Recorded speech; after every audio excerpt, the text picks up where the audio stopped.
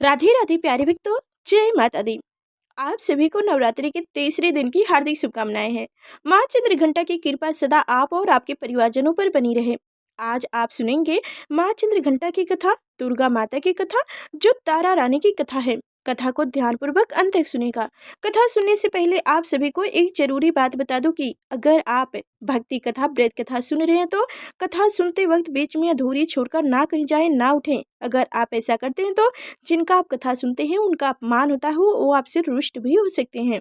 तो इस तरह से आप भूल कर भी कदाचित भी ऐसा ना कीजिएगा। और आज की हमारी कथा अंत तक सुन रहे हैं तो कमेंट में जय माँ चंद्रघंटा जरूर लिखिएगा, जिससे हमें पता चले कि आप मेरी कथा को अंत तक सुने हैं। और लाइक कर चैनल को सब्सक्राइब कीजिएगा, शेयर भी कीजिएगा। तो चलिए अब रिस्पान कीजिए, ध्यानपूर्वक इस कथा को सुनिएगा। देवी भगवती पुराण के अनुसार जब देवताओं और असुरों के बीच लंबे समय से युद्ध चल रहा था, तब असुरों का स्वामी महिषासुर ने देवताओं पर विजय प्राप्त कर देवराज इंद्र की सिंहासन भी छीन लिया और खुद स्वर्गलोक का स्वामी बन बैठा। जिसे देखकर सभी देवतागण बहुत दुखी हुए और भयभीत हुए। स्वर्ग से निकल जाने और अपने अधिकार छिन जाने के बाद सभी देवतागण इस समस्या का सामना पाने के लिए त्रिदेव अर्थात विष्णु, ब्रह्मा और महेश के पास गए।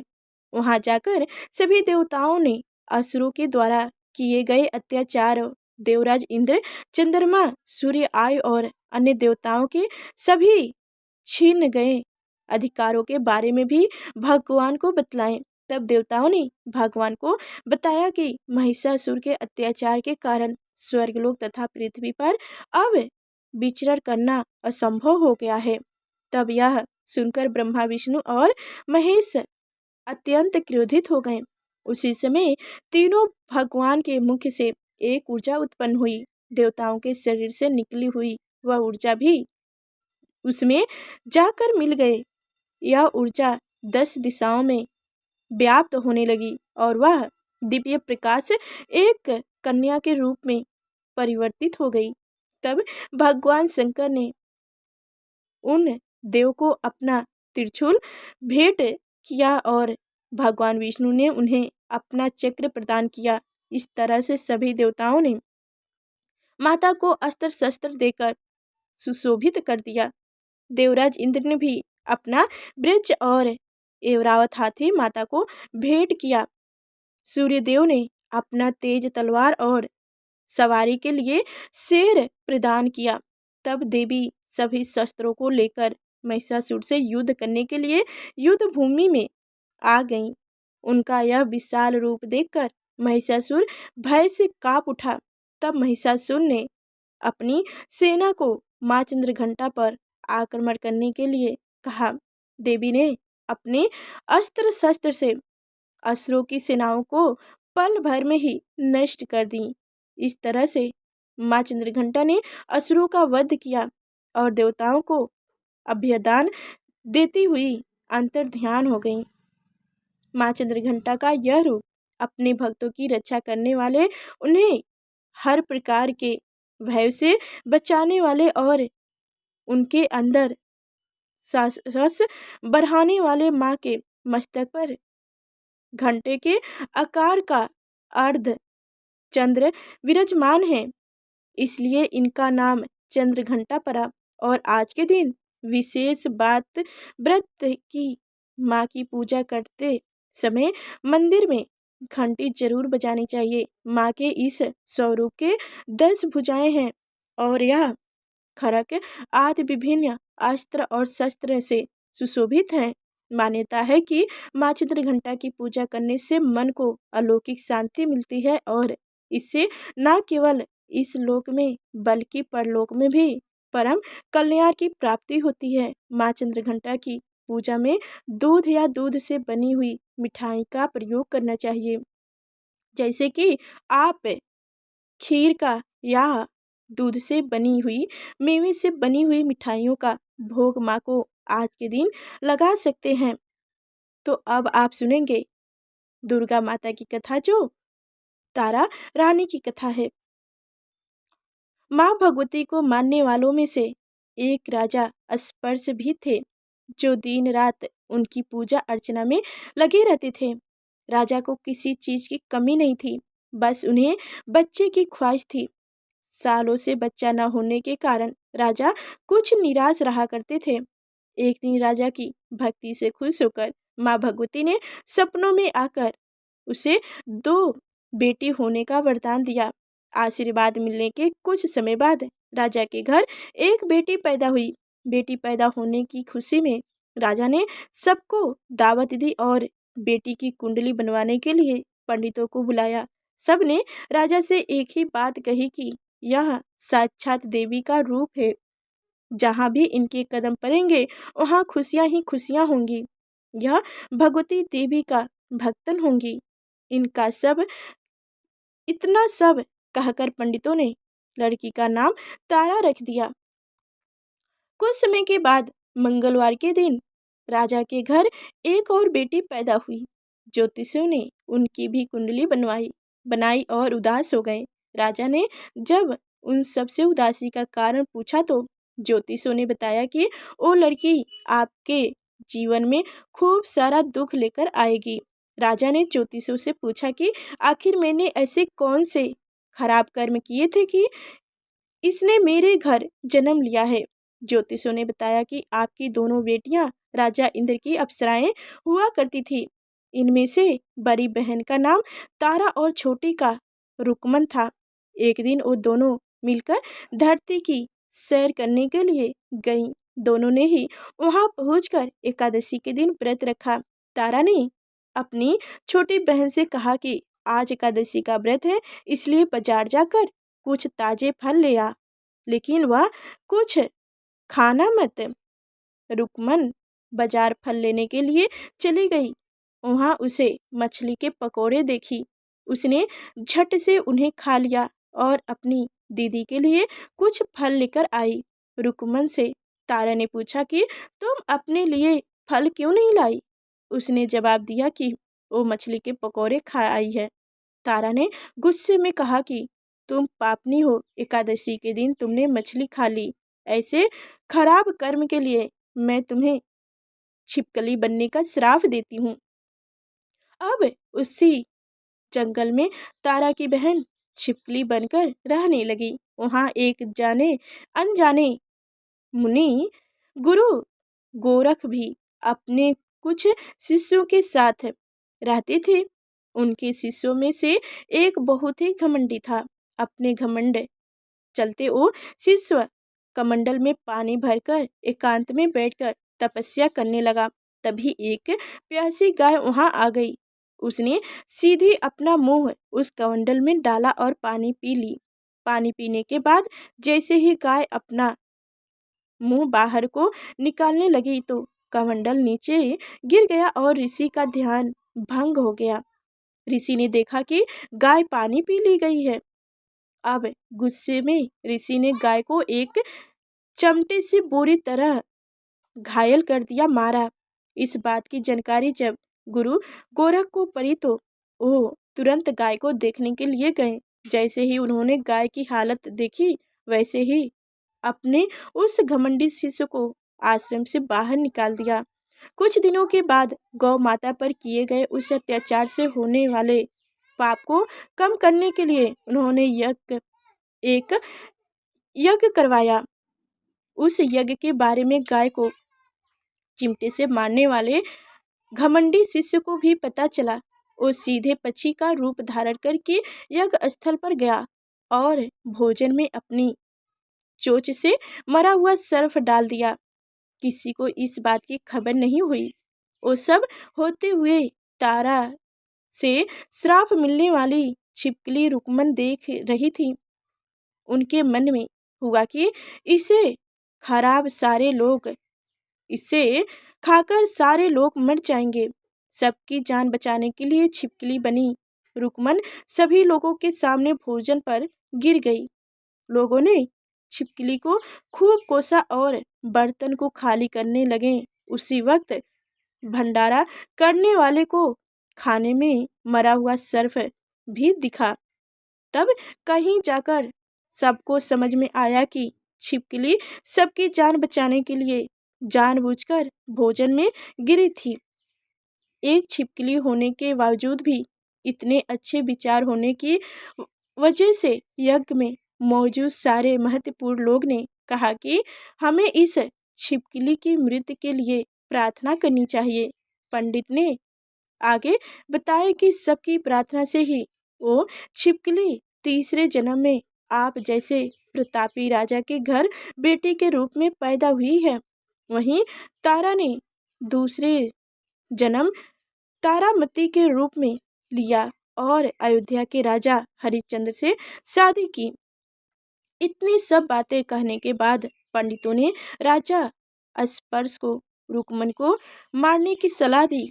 इस बात पर राजा बोले, मैं किसी बेटी को कैसे मार सकता हूँ, ऐसा करना पाप होगा।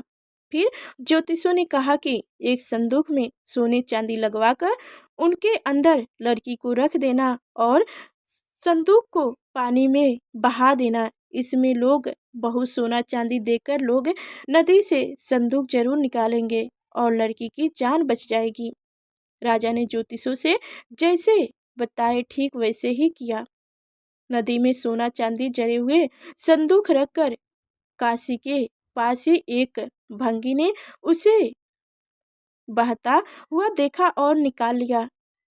उनके कोई बच्चे नहीं थे, इसलिए उसने संदूक के अंदर की लड़की को पालने का फैसला किया। उसे भंगी एवं उसकी पत्नी ने खूब प्यार से पाला और रुक्को रुक्को रुक्को नाम रख दिया। बड़ी होते ही दोनों ने रुक्को की शादी करा दी। रुक्को की सासु माँ तारामती और राजा हरिश्चंद्र के महल में साफ सफाई करने का काम किया करती थी। कुछ दिनों के बाद रुक्को की सासु माँ बीमार हो गई। उनकी जगह रुक्को वहाँ काम करने लगी।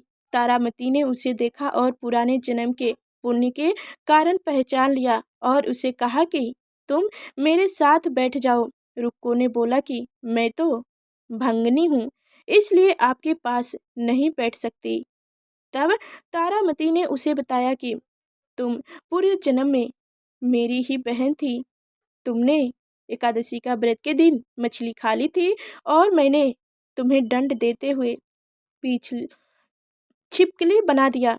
अब तुम दोबारा मानुष जन्म लिया है, तो इस जन्म में माँ वैष्णवी की पूजा करके पुण्य कमा लो। माँ की पूजा से तुम्हारी सारी इच्छाएं भी पूरी होगी।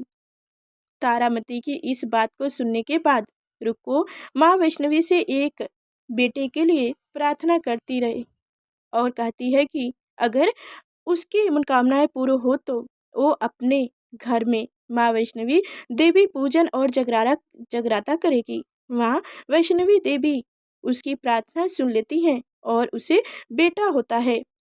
पुत्र की प्राप्ति के बाद रुक्को उसकी देखभाल और लाड दुलार में माँ वैष्णवी देवी की पूजा करना भूल जाती है। ऐसा होते होते 5 वर्ष बीत गए और फिर एक दिन उस बच्चे को चेचक यानी माता निकल आती हैं।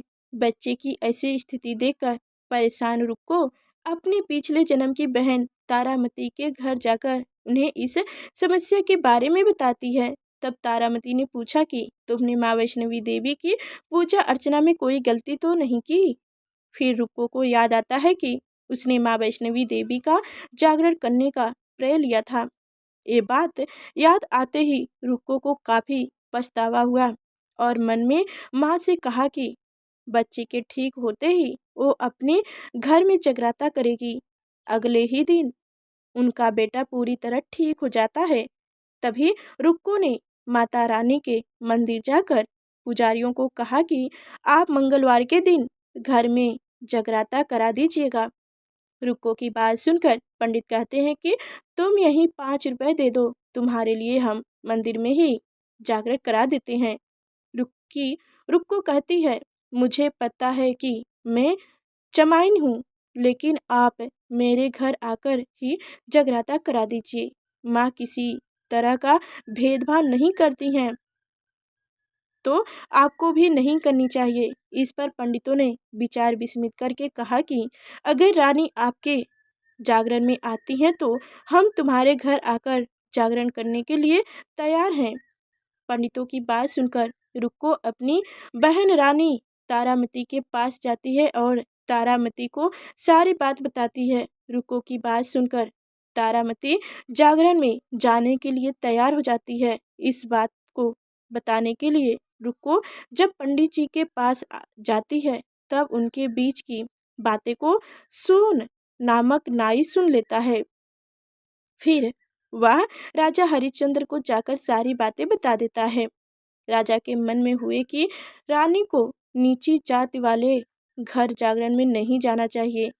इसी वजह से वो अपनी अंगुली काट लेते हैं जिससे उन्हें नींद ना आए और रानी जागरण में ना जा सके। जब जागरण का समय होता है तब भी राजा को जागते हुए देखकर रानी मन ही मन माँ वैष्णवी देवी से प्रार्थना करती है कि महाराजा को नींद आ जाए ताकि मैं जागरण में जा सकूं। रानी की प्रार्थना के कुछ ही देर बाद राजा को नींद आ जाती है। फिर रानी तारामती रोशनदान में रस्सी बांधकर महल से नीचे आकर रुक्को के घर चली जाती है। इसी जल्दबाजी में रास्ते में ही रानी का रेशमी रुमाल और एक पाँव का पायल गिर जाता है। इधर कुछ वक्त बाद राजा हरिश्चंद्र की नींद टूट जाती है। नींद खुलने पर रानी को अपने पास ना देखकर राजा उसकी तलाश में निकल जाते हैं। रानी को ढूंढते ढूंढते उन्हें रानी का रुमाल और पायल मिल जाता है। रानी के चीजों को अपने साथ लेकर राजा जागरण स्थल पर पहुंच जाते हैं और एक जगह चुपचाप बैठकर जागरण सुनने लगते हैं। माँ वैष्णवी देवी के जय जयकार के साथ जागरण खत्म होते हैं और सभी को प्रसाद दिया जाता है। तब रानी अपने हिस्से के प्रसाद को झोले में डाल लेती है। रानी के ऐसे करने पर लोग उनसे पूछते हैं कि वो प्रसाद क्यों नहीं खा रही हैं। अगर आप प्रसाद का सेवन नहीं करती हैं तो जागरण में आए लोग भी प्रसाद नहीं खाएंगे। तब रानी बोलती हैं कि वह प्रसाद राजा के लिए था, अब आप मुझे प्रसाद दीजिए। फिर आपके लिए प्रसाद लेकर अपने लिए प्रसाद लेकर रानी सबके सामने उसे खा लेती है। रानी के प्रसाद खाते ही जागरण में मौजूद सभी भक्तों ने भी प्रसाद खाया। उसके बाद रानी महल के नीचे निकल आती हैं। तभी रास्ते में ही राजा उन्हें रोक कर पूछते हैं कि तुमने नीच जात के घर प्रसाद खाकर खुद को अपवित्र कर लिया है। तुमने मेरे लिए भी प्रसाद रखा है, अब तुम इससे मुझे भी अपवित्र करना चाहती हो। अब मैं तुम्हें अपने महल नहीं लेकर जा सकता। यह बोलते हुए जब राजा रानी की झोली को देखता है तब उन्हें प्रसाद की जगह गुलाब, चंपा जैसे अनेक फूल और कच्चा चावल एवं सुपारी नजर दिखाई देती है। इस चमत्कार को देखकर राजा हैरान हो जाते हैं। फिर राजा चुपचाप रानी को अपने साथ लेकर महल पहुंचते हैं। वहां रानी बिना माचिस के ही माता रानी के सामने दीप जलाकर राजा हरिश्चंद्र को और हैरान कर देती है। फिर रानी बोलती है कि माता के दर्शन करने के लिए बहुत बड़ा त्याग करना पड़ता है। इसके लिए आपको अपने बेटे रोहित की बलि देनी होगी, तब माँ दुर्गा आपको साक्षात दर्शन देंगी। यह सुनकर राजा के मन में माँ के दर्शन की इच्छा होने लगती है, जिसके लिए राजा अपने पुत्र की बलि दे देते हैं। बलि देने के बाद माँ दुर्गा शेर पर सवार होकर प्रकट हो जाती हैं। उन्हें देखकर राजा हरिश्चंद्र काफी खुश हो गए और माँ दुर्गा ने तुरंत राजा के बेटे को दोबारा जीवित कर दिया। इस चमत्कार को देखकर राजा हरिश्चंद्र खुश हो गया। तभी राजा ने माँ की पूरी विधि से पूजा करके उनसे गलतियों की माफी मांगी। माँ दुर्गा ने भी राजा को खुश रहने का आशीर्वाद दिया और अंतर ध्यान हो गई। तब राजा ने तारा रानी से कहा कि मैं बहुत खुश हूँ कि मुझे पत्नी के रूप में आप मिली हैं। फिर राजा हरिश्चंद्र, तारा रानी और रुक्मन तीनों अपनी मानुष योनि से छुटकारा पाकर देवलोक में चले जाते हैं। इस कहानी से हमें यह सीख मिलती है कि जीवन में श्रेष्ठ कर्म करने की सीख देती हैं बुरे कर्मों के फल इंसान को भोगने ही पड़ते हैं। जय माता रानी।